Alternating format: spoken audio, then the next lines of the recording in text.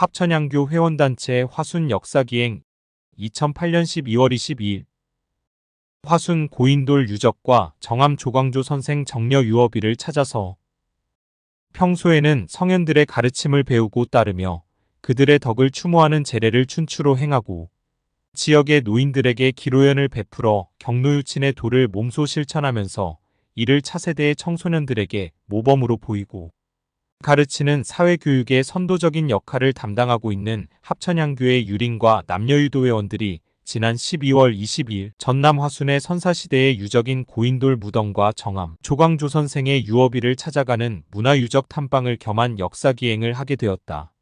이날 역사기행에는 권병석 전 합천문화원장과 정종엽 합천노인회장이 참석한 가운데 박원재 전 합천양교 정교회 인소라의 유림의 배종의 총무장에 유도회 박원규 회장과 회원, 청년유도회 조대식 회장과 회원, 여성유도회 김옥선 회장과 회원 등 76명이 영하의 매서운 추위 속에 모두 두터운 잠바를 상의에 걸쳐 입고 2대의 버스에 분승하여 오전 8시 40분경 야로의 농협연쇄점 앞에서 출발하여 88고속도로를 경유 전남 화순을 향해 달려갔다.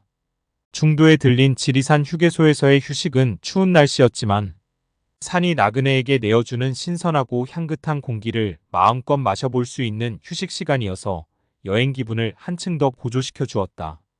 화순의 관문인 도곡 IC에 가까울 무렵에는 눈발이 어지럽게 고속도로 위에 흩날리며 우리 일행을 눈 내리는 설국의 계곡으로 인도하고 있었다.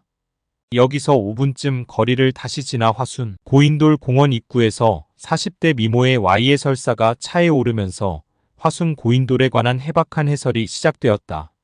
전라도 사투리가 조금 섞인 그녀의 낭낭한 목소리가 차 안의 분위기를 전환시키면서 화순 고인돌 유적지는 인류 전체의 문화적 유산으로서 자연유적지의 뛰어난 보편적 가치를 세계적으로 인정받아 고창, 강화 유적지와 함께 2000년 12월 2일 세계문화유산으로 등재되었다고 해설 서두를 꺼내었다.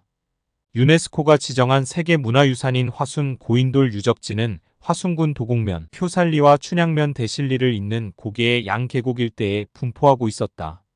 계곡의 좌우 산비탈에는 전날부터 내린 눈이 아름다운 하얀 설경을 만들어 놓았다. 그녀는 이곳 산비탈에는 봄에 두견새 울 때부터 피어나는 두견화를 시작으로 여름까지 천리향과 유채꽃이 만발하고 가을에는 코스모스, 그리고 겨울에는 설경으로 연중 내내 아름다운 절경을 간직하고 있다고 자랑한다. 대신리에서는 277기 고인돌이 6개군, 효살리에서는 319기의 고인돌이 7개군 등 총 596기가 13개군으로 옹기종기 군집하여 분포되어 있음이 지표조사에서 확인되었다고 한다.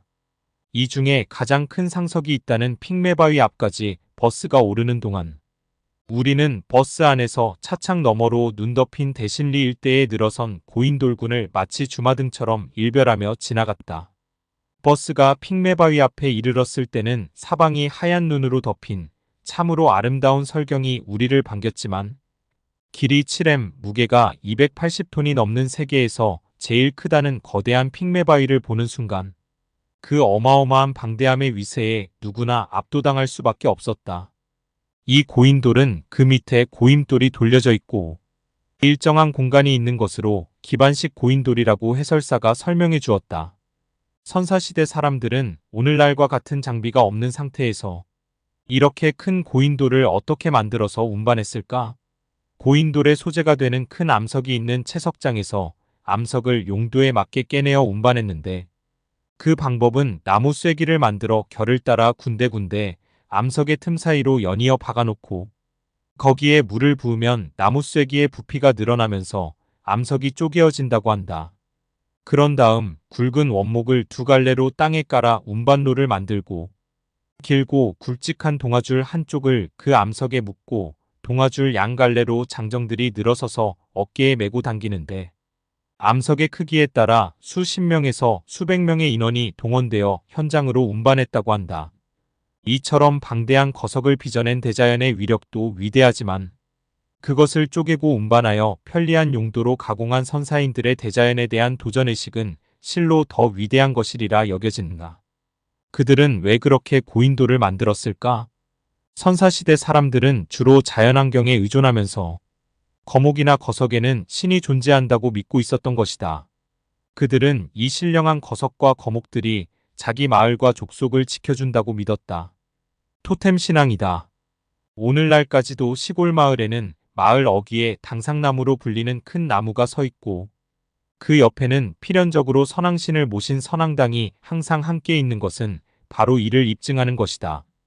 이렇게 만들어 운반된 암석들은 제단으로, 족장과 그 가족의 무덤으로, 마을과 마을의 경계석으로, 그리고 시족회의의 장소로 이용한 것으로 추정하고 있다.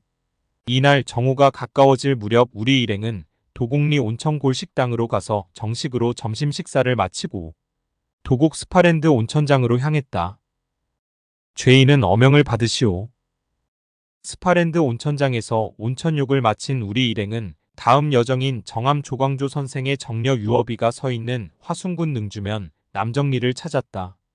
이곳은 조선 중종 때 훈구파의 모략으로 유배되어 사약을 받고 한때 도학과 개혁 정치로 세상을 풍미했던 정암 조광조 선생이 생을 마감한 곳이다. 선생이 유배 생활을 했던 초가집 앞에 우리 일행이 도착한 시간은 해가 서쪽으로 많이 기울어진 이날 오후 3시경이었다. 오늘같이 한 해가 저물어가는 섣달 하순이면 무등산을 넘어온 북서풍이 용암산에 걸려 눈을 많이 뿌리는 고을이 능주라고 한다. 그가 사약을 마시고 비명으로 가시던 날 아침, 이 집 가시울타리 넘어 감나무의 한 무리의 까치가 날아와 울어댔다. 그날도 오늘처럼 휘몰아치는 눈발이 연주산 위에 걸린 태양을 가리고 있었다. 세상을 가리고 악행을 저지려는 조정 훈신들의 짓거리를 하늘이 이미 알고 있는 징조이다. 한양 조정에서 내려온 금부도사가 살인문을 밀치고 들어와 큰 소리로 외쳤다. 죄인은 어명을 받으시오. 이곳에 유배 온 지 20일 동안 찾아오는 사람이 드문터라 큰 기대를 걸고 그는 문을 열고 황급히 밖으로 나왔다. 유배를 거둔다는 반가운 소식을 가지고 온 것이 틀림없다고 생각했다. 아침에 까치가 와서 울면 반가운 손님이 온다는 속담을 의식했기 때문이다. 그러나 임금의 신표를 펼치고 어명을 읽어가는 유엄의 목소리는 위험스럽다 못해 전율을 느끼게 했다. 조광조는 사사하고 김정, 김식, 김구는 절도에 안치하고 윤자임, 기준, 박세희, 박후는 극변에 안치하라.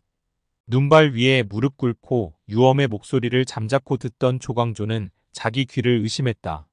사약이라는 말이 도무지 믿어지지 않았기 때문이다. 이 순간 하늘에는 북풍한 설이 광풍으로 변하며 몰아치고 있었다. 평화스러운 고을 능주에 어명으로 포장된 사륙의 장이 마련되었다. 조광조가 붕당죄로 의금부 감옥에 하옥된 지 딱 한 달. 능주에 유배된 지 20일 만에 조광조를 사사하라는 어명이 떨어졌고 오늘이 그 명을 집행하는 날이다. 사사하라는 어명만 있고 신표는 없소? 조광조의 항의에 금부도사 유엄이 쪽지 하나를 꺼내어 보여줬다. 내가 전에 대사원을 지낸 사람이거늘 어찌 이런 쪽지로 나를 죽일 수가 있소? 조광조의 의중은 임금 몰래 자기를 죽이려는 훈신 중에 누가 자의적으로 조작한 일이 아닌가 의심한 것이다. 사실은 그의 의중이 빗나가지 않았던 것인데 죄인은 어찌 무엄하게 어명을 따지는 것이오? 도사를 못 믿어 그러는 것이 아니니 너무 노여워 마시오.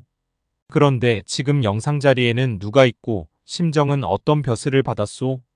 낭곤 대감이 영상에 오르시고 금부당상은 심정 대감이시오. 그렇다면 내 죽음은 틀림없소?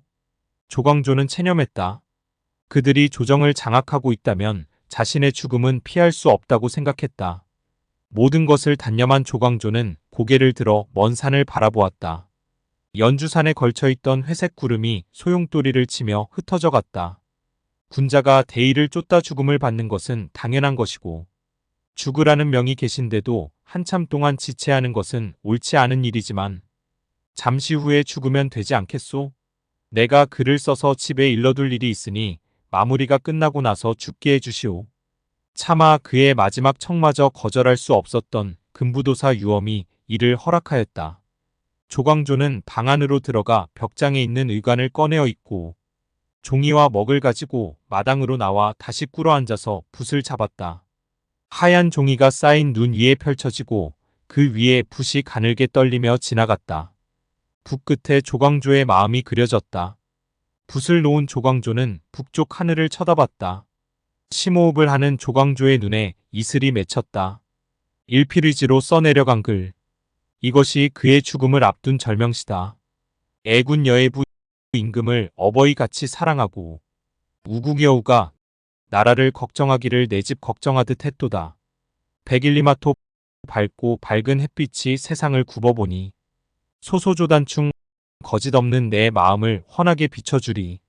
내가 죽거든 관을 얇게 만들고 두껍게 하지 말아라. 먼 길을 가기 어렵다. 조광조는 시중들던 사람들에게 일렀다. 말을 마친 조광조는 임금이 계신 북쪽을 향하여 4번 절을 올렸다. 마지막 순간까지 군신의 예를 다한 것이다.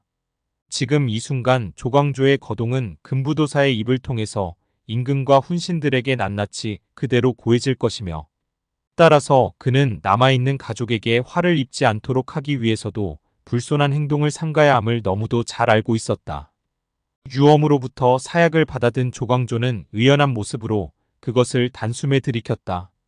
도끼가 온몸에 퍼지고 선혈이 입과 코를 통해서 쏟아져 나왔다. 한순간에 전신을 짓눌렀던 통증이 사라지고 정신이 몽롱해지면서 조광조는 구름 위를 날아 올라갔다. 이때였다. 혼미한 정신 속에서 누가 부르는 소리가 들리는 것이다. 맞은편 구름 위에서 하얀 도복을 입은 스승 한원당 김갱필이 손을 저으며 그를 부르는 것이다. 그가 최후로 남긴 이 절명시에서 첫 행렬의 애자와 둘째 행렬의 우자를 따서 이 집 초당의 당우를 애우당으로 명명한 것이라고 말하는데, 애우당에서 왼쪽을 바라보면 추모비각이라는 글이 보이고 옆문을 통하여 들어가면 비각 안에 약 3m 정도의 정암 조광조 선생 정려유허 추모비가 우뚝 서 있다. 이 추모비는 현종 8년 당시 능주 목사 민영로가 세운 것으로, 뒷면에 우암 송시열이 지은 비문이 동춘 송중길의 글씨로 이렇게 새겨져 있다. 이 비는 조광조생이 이곳에서 사사당한 것을 추모하기 위하여 세운 것이다. 선생은 조선 중기 성리학자로 중종 반정 이후 연산군의 패정을 개혁하다가 반대파의 모함을 받아 중종 14년 이곳 능주면 남정리에 유배되어 한개월 만에 사약을 받고 죽음을 당하였다. 그 후 현종 8년 1667년 당시의 능주 목사인 민영로가 우암 송시열의 글을 받아 이 비를 세워 선생의 넋을 위로하고 그 뜻을 되새기게 하였다. 선생은 성종 13년에 태어나 중종 14년 37세의 젊은 나이에 파란만장한 생을 마감하였지만, 그의 죽음이 훈신들의 모략에 의한 억울한 죽음임이 밝혀져 인종원년 성균관 태학생 박겸의 상소로 관작이 회복되었고, 선조 1년에 김인우, 기대승, 태학생 홍인원 등이 상소하여 신원되었으며 조선조 최고의 관작인 영의정에 추중되었다. 선조 2년에는 대사관 백인걸이 주장하고 부제학 박대린과 퇴계 이왕이 조언하여 문정시호를 받았고, 선조 3년에 이 고을 현령 조시중이 축수서원을 건립하고 선조 임금의 친필연판을 받아 걸어 사액서원이 되었다. 또한 그는 조선 도학의 창시와 맥으로 이어져 내려온 김종직 김갱필 선생에 이어 문묘에 배양됨으로써 후대의 유림으로부터 성균관, 향교, 서원 등에서 길이 향례를 받고 있다. 돌이켜보면 그는 연산군의 패정을 과감하게 개혁하고 훈구파의 지나친 세력을 향약과 현량과를 통해 견제했던 것은 훌륭한 역사적 업적으로 남았지만, 그러나 인재를 등용함에 있어서는 과거 시험 제도인 사장을 무시하면서 성리학의 도학 사상만을 중요시하였고, 또한 그의 향약에 근거한 개혁이 너무 급진적이고 과격했으며 자기 주장을 따르지 않으면 무조건 소인배로 몰았다.